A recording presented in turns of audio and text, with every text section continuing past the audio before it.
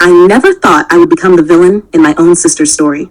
From the outside, we were always inseparable. Two girls who shared a childhood filled with secrets, midnight whispers, and promises that we'd always protect each other, no matter what.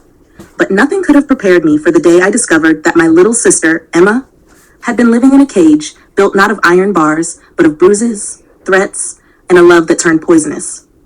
I noticed the first signs 2 years into her marriage with Daniel. She had become quieter, her once bright laughter now carefully measured, as though every word had to pass through a filter of fear before leaving her lips. I brushed it off at first.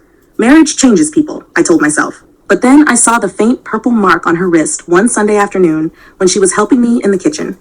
She pulled her sleeve down so fast it was as if my glance alone burned her skin. My stomach twisted, but I didn't press her.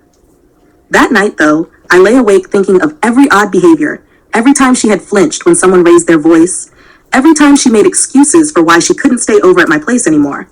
I couldn't ignore it any longer. I confronted her gently the next morning, and at first, she denied everything, swore Daniel was just stressed with work. But when I told her I wasn't leaving her apartment until she told me the truth, her composure cracked. She broke down in my arms, sobbing so hard her entire body shook. That's when she confessed.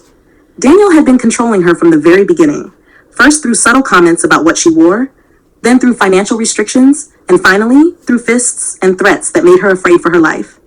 I felt rage boiling in my veins, but also a cold kind of terror. My sister was trapped, and I knew that if I didn't act soon, one day the call might come too late. I promised her then and there that I would help her get out, no matter what it took. For the first time in months, I saw a flicker of hope in her eyes. I began planning in secret, like some kind of amateur strategist in a war I hadn't chosen but couldn't walk away from. I contacted a lawyer friend, researched shelters, and even began setting aside money in case she needed to start from scratch.